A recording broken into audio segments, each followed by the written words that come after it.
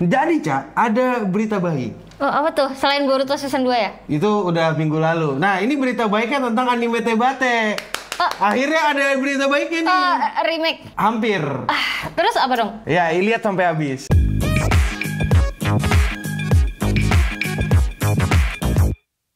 Selamat datang di berita lain. Di mana kita memberitakan anime, games, manga, musik, dan berita yang lain. Ya, pokoknya intinya berita tentang anime Jepangan untuk para nerd, whip, dan ya itulah pokoknya lah. Aku juga lupa gimana openingnya. Tapi berita pertama nih, Ca. Ada berita anime tentang Tebate. Iya, berita baik. Anime Tebate. Kan dari 2 minggu kemarin kayaknya beritanya... Enggak, dari awal kita udah sering kata-katain. Iya. Berarti ini baik. Ini berita baik. Berita baiknya adalah ternyata Tebate itu cukup rame di Jepang. Banyak yang suka. Banyak yang suka di Jepang. Jadi di beberapa platform, kayak misalnya di Amazon Prime Video, mereka itu peringkat 9 di antara banyak genre.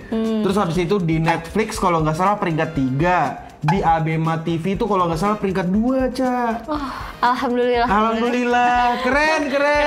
Selamat Tebate atas prestasinya yang bagus dong, karena bisa bagus. 10 besar. Bisa peringkat 10 besar. Jadi sekarang tuh aku lebih meragukan ini selera orang Jepangnya kah atau kayak emang kita terlalu elit. Kita gitu. terlalu elit. Dan gimana menurut kalian? Apakah Tebate itu layak untuk berada di belakang One Piece dan Fire Force? Berita selanjutnya nih, Ca. Ada berita tentang Kakegurui. Live action Kakegurui. Peak Cinema. Itu rame banget loh di sosial media gua. Sama aku juga, dan kebetulan itu juga cukup rame di sosial media Jepang. Oh, jadi nggak cuma di kita doang ya? Nggak cuma di kita doang. Kayaknya mendunia deh. Ya, kayaknya sih bisa dibilang kayak gitu. Terutama di komunitas pencinta anime. Nah, jelas kalau itu, karena kan kita tahu animenya lumayan bagus. Nah, jadi intinya kan di anime Kakegurui ini kan gede banget nih, ya kan? Mereka juga udah pernah dapat live action dari Jepang. Udah pernah, tapi muncul lagi nih orang-orang barat atau bule muncul dengan live actionnya sendiri dengan judul. Oh, berarti ini nggak under Jepang sama sekali? Judul mereka ngambil dari adaptasi Kakegurui. Iya, tapi maksudnya ada orang Jepangnya nggak yang mau terlibat? Aku nggak tahu. Kalau sepenglihatanku, kayaknya nggak. Aku nggak bisa menilai orang itu Jepang atau bukan. Nah, ya, jadi intinya aku agak berhati-hati nih dalam berbahasa ya teman-teman ya, karena aku takut kena masalah. Kami takut kena masalah. Betul. Jadi ada banyak yang protes dengan live action Kakegurui, termasuk orang-orang Jepang itu sendiri. Dan katanya orang-orang Jepang itu live action ini terlalu politikal, ada kayak membawa-bawa politikal. Yang dimana kalau dilihat-lihat kayaknya iya, tapi aku nggak tahu. Itu kan kalau katanya orang-orang Jepang sana. Kalau kan nggak mau menilai, aku cuma mau menyampaikan. Iya. Ya, kita ini aja. Kalau yang ini kita menyampaikan. Nah, kalau dilihat dari cast-nya yang ada di live action-nya, itu kan karakternya udah beda banget lah sama beda banget sama anime gitu kan. Animenya, bahkan sama live action-nya juga beda. Sama live action Jepangnya beda. Tapi menurutku wajar sih kalau antara live action sama anime beda. Kan anime kan digambar tangan. Jauh lebih cantik anime lah, iya kan? Karena bisa dimodif-modif. Iya. Kalau manusia kan agak susah dimodif. Anime number one. Iya, anime number one. Berita selanjutnya. Apa tuh? Akan ada anime yang dapat season 2 selain Boruto. Sama-sama peak anime. Aku ragu banget nih. Dadadan udah ngeluarin teaser. Okarun jadi keren banget, cuy. Okarun dari awal udah keren, bro. Udah gua banget. Tapi dia lebih keren lagi di teasernya. Gua banget. Dan Dadadan itu bakal tayang tanggal 3 Juli nanti. Berapa bulan lagi nih? Dan kalau dipikir-pikir, Dadadan ini kayaknya bakal keluar bareng ini ya, satu season sama Bunny Girl yang kemarin Cloverworks. Iya deh, kayaknya ya. Berarti Juli nanti pertengahan tahun ini harusnya bakal banyak anime bagus. Banyak ya. anime bagus ya. Oh, sengaja musim ini jelek. Iya, jadi ngumpul di tengah-tengah tahun itu. Ini di kuartal 3 ya. Itu stok buat sampai akhir tahun kayaknya. Jadi sampai akhir tahun nanti jelek lagi animenya.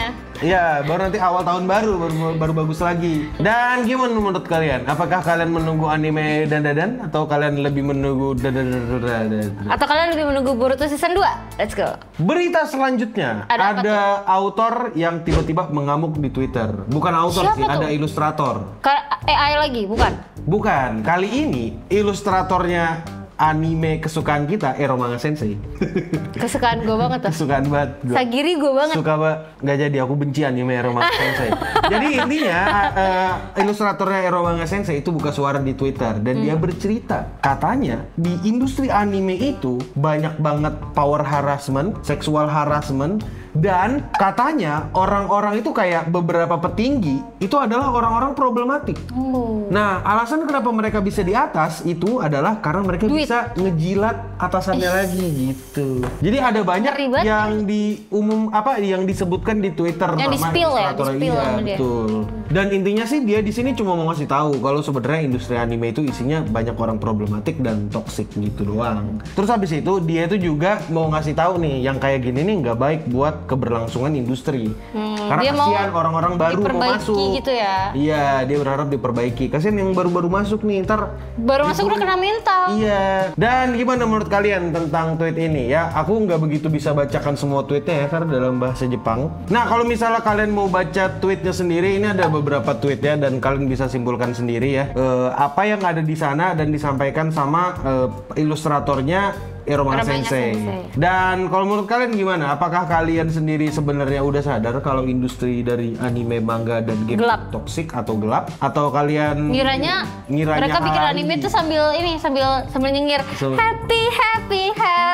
Enggak sih, enggak. Lihat aja Hayao Miyazaki. Karena sekarang kita akan memberitakan Hayao Miyazaki. Anjay. Kenapa tuh? Cakep. Bagus ujungnya. Bagus sih. Soalnya gini. Kenapa Hayao Miyazaki ada wawancara lamanya itu yang mulai naik lagi ke atas. Oh, jadi udah lama tiba-tiba naik lagi. Apa dia? Nah, jadi kan Hayao Miyazaki bikin anime yang happy gitu kan. Tapi kok tau lah personalitinya kayak aku gitu, yang kerjaannya marah-marah mulu, grumpy dan nggak sehat gitu. Nah, jadi di suatu hari dia wawancaranya itu bilang kurang lebih dia tuh nggak suka sama voice actor cewek. Kenapa? Jadi ya gitu, dia nggak suka sama voice actor cewek karena kurang lebih dia bilang kayak gini. Dia ngerasa agak annoying karena suaranya terlalu tinggi. Dan kayak tikus kejepit gitu kayak gitu. Bisa jadi. Tapi intinya kayak dia nggak suka karena beberapa itu suaranya terlalu tinggi dan karena mass produce jadi kayak ada banyak banget seiyu yang kayak suaranya gitu. Kayak gitu jadi annoying dan dia mikir cewek-cewek ini beneran punya suara kayak gini. Dan Hayao Miyazaki tuh bilang kalau misalnya dia beneran voice actor seharusnya dia bisa ngatur suaranya gitu biar nggak terlalu over gitu. Biar nggak terlalu over terlalu tinggi gitu note-nya, kurang lebih kayak gitu. Tapi ya seperti biasa lah ya, namanya juga Hayao Miyazaki, pasti dia suka tuh sama yang sesuatu yang kontroversial kayak gitu ya. Jadi ya gimana menurut kalian? Apakah kalian setuju dengan Hayao Miyazaki atau enggak? Berita selanjutnya nih, beritanya bahagia sedikit. Oh, season 2 lagi apa nih? Enggak. Boruto, bukan? Ini season 28. 28? Oh, jadi, kalau kamu tahu, Detektif Conan itu kan udah berapa tahun? Udah lama. Jadi, sekarang kan ada film Detektif Conan nih yang baru. Dan sekarang mereka itu sudah dalam 3 hari. Mereka sudah mengumpulkan 2,3 juta penonton. Wow, banyak banget. Dengan pendapatan kotor 3,4 miliar yen. Itu kalau dikonversi ke rupiah berapa ya? Tambahin aja 0,2 di belakang. Banyak banget. Banyak. Nah, dan angka-angka ini itu adalah angka terbanyak dibandingkan sama movie sebelumnya. Jadi meskipun Conan adalah anime lama, lawas banget. Udah anime lawas, tapi setiap tahun mengeluarkan movie. Dan kebetulan di tahun ini mereka berhasil melampaui target sebelumnya, yang dimana mereka bisa kayak anime sebelumnya kan. Sebelumnya itu yang tahun lalu itu ya? Masa sih tahun lalu? Iyalah tahun lalu, Oca. Gimana sih? Ya pokoknya begitulah. Selamat atas kesuksesannya Conan dan ya sebenarnya untuk yang kayak gini nih aku menunggu nih. Kapan Indonesia bisa kayak gini? Apanya nih konteksnya? Kayak bisa rame juga movie-nya gitu. Movie animenya, animasinya. Jumbo kemarin rame. Lagunya rame juga lagunya, bagus. Semoga akan ada Jumbo berikutnya dan akan mengalahkan Jumbo. Aku berharap kita bisa mengikuti jejak-jejak sepuh-sepuh kita ya. Berita selanjutnya adalah berita sedih nih, Ca. Kenapa? Kenapa? Gitu. Jadi intinya gini, aku bingung mau ngomongnya gimana karena sebenarnya ini gak ada kaitannya sama anime, tapi ini berkaitan sama semua hal. Semua hal? Kenapa tuh? Jadi harga beras di Jepang itu lagi naik. Oh my god. Kau tahu nggak naiknya separah apa? Berapa? Bayangkan, untuk membeli 5 kg beras. Kau sampaikan dulu kalau di Indonesia berapa? Oh iya, untuk relate. comparison-nya. Iya, untuk mereka comparison-nya. relate. Untuk 1 liter beras di Di Indonesia, Indonesia kurang lebih kayak 12.500. Paling ini ya, paling harga-harga mahalnya 15.000. paling mahal 15.000. Atau 20.000 lah. Iya, anggap aja kayak sekilo itu bisa kayak sekilo 20.000. 20.000 lah. Let's say kayak gitu. Kalau di Jepang harganya 5 kilo 400.000. Itu berarti satu kilonya berapa? Mahal. Ininya gini, ini di Jepang 400 buat 5 kilo itu 400.000.